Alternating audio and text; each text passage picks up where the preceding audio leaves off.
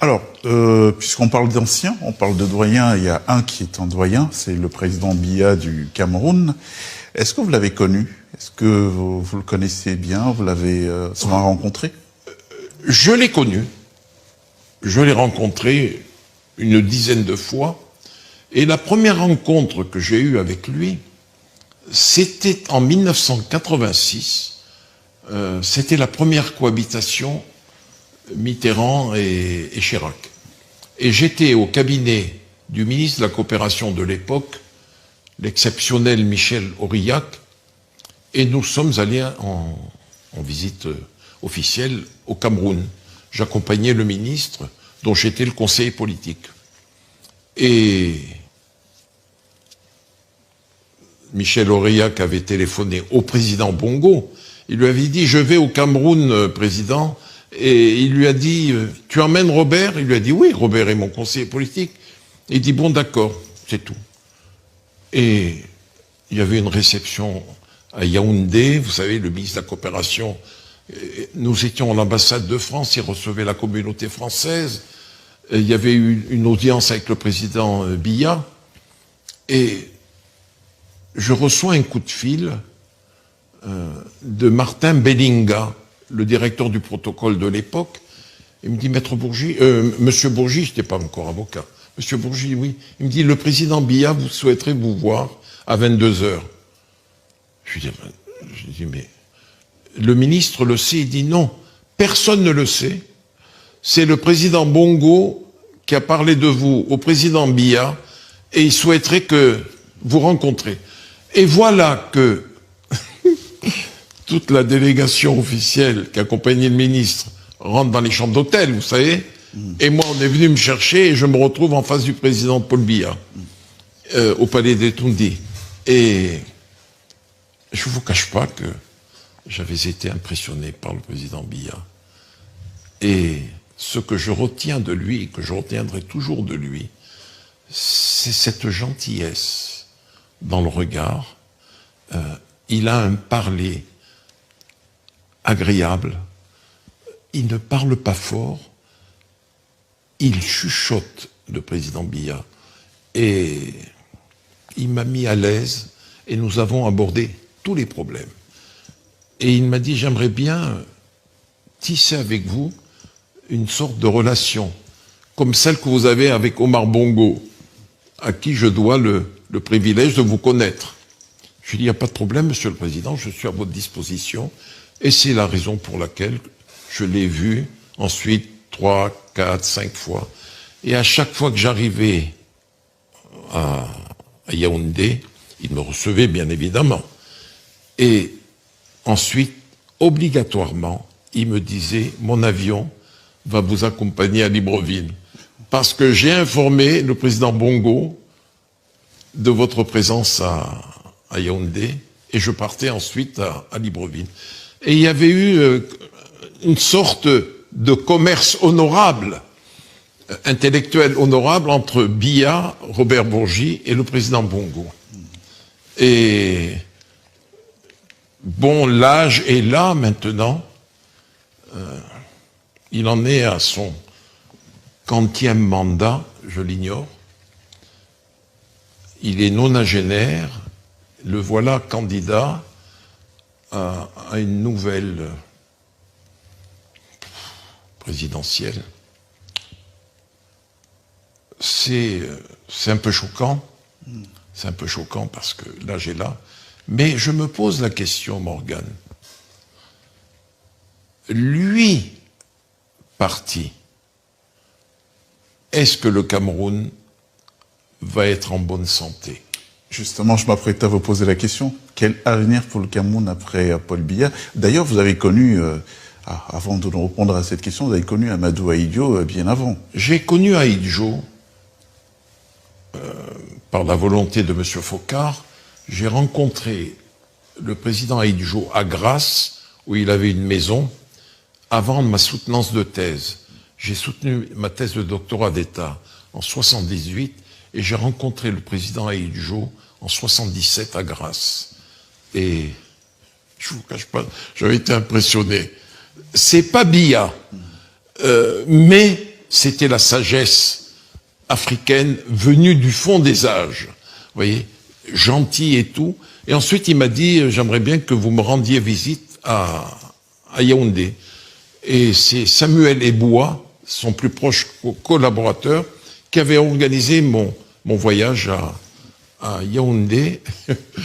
Et il y a quelque chose qui m'avait marqué, c'est qu'il grillait cigarette sur cigarette et... Ah, c'était un gros fumeur. Ah ouais, c'est un fumeur. Il grillait cigarette sur cigarette, c'était assez impressionnant. Et une autre fois je l'ai vu, c'était la période du Ramadan. La période du Ramadan, et j'avais commis un pieux mensonge. Je lui avais dit que je faisais le Ramadan. C'est faux, je ne faisais pas le Ramadan. Ce qui fait que je mourais de faim. Lui, c'est un vrai musulman. D'accord, vous par correction... Par correction. Un pieux mensonge, j'ai dit.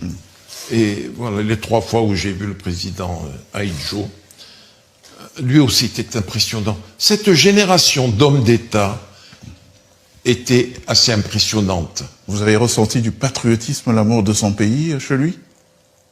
Il était à Dakar quand il est parti, oui. Ahidjo.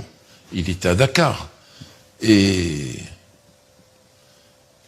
j'avais été peiné parce que la manière dont il a quitté le pouvoir, forcé par certaines personnes. Qu'est-ce qui s'est passé, justement?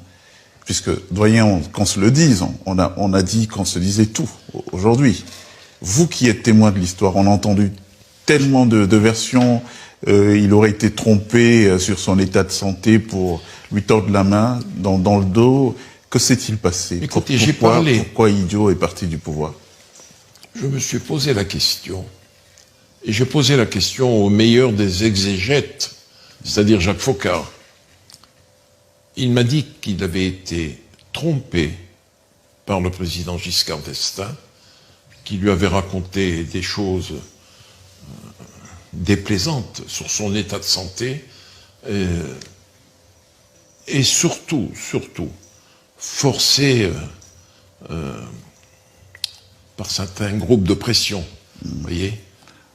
Voilà la raison pour laquelle... On parle notamment de sa non-appartenance à certaines sociétés de pensée, certains mouvements ésotériques. Certaines sociétés de pensée, certaines sociétés certaines de pensée loges secrètes, certaines loges, tout y est, et certains milieux d'affaires aussi.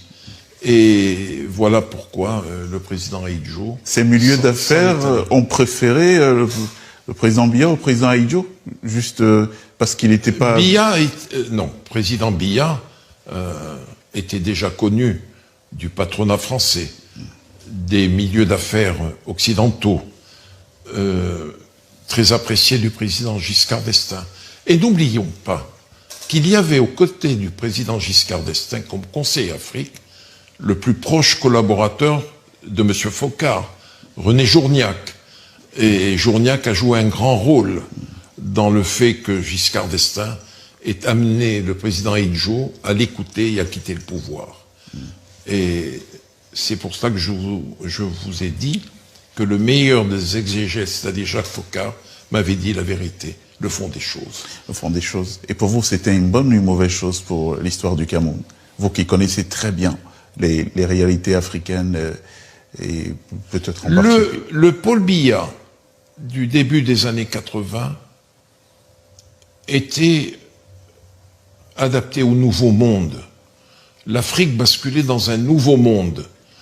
Et Ahidjo, son temps était passé. Son temps était passé. Pourtant, il aimait son pays? Il aimait profondément son pays.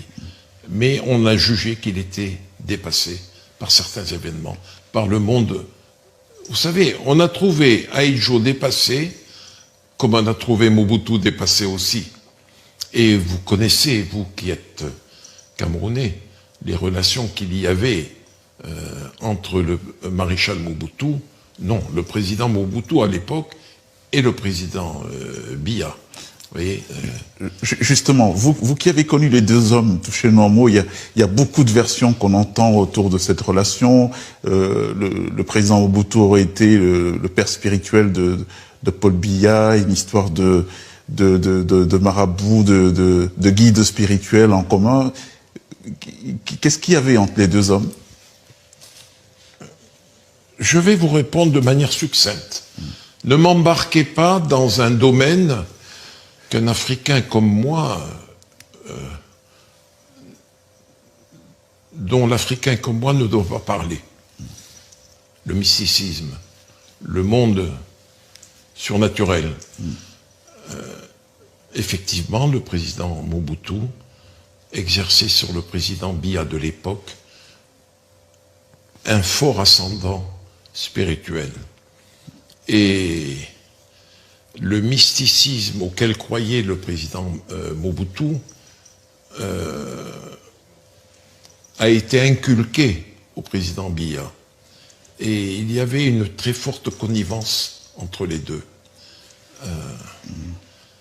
Et vous savez, quand le domaine du spirituel en Afrique, c'est un domaine sacré. Alors, juste un dernier mot sur le président Biya. Je ne comprends pas que cet homme qui était admirable, qui connaissait au bout des doigts, sur le bout des doigts, la politique, je ne comprends pas qu'il soit encore là aujourd'hui. La raison que je vous ai donnée, c'est qu'il doit savoir, ou autour de lui, on doit savoir que lui parti, le Cameroun pourrait traverser des zones extrêmement difficiles, des périodes de troubles. Il n'est pas éternel.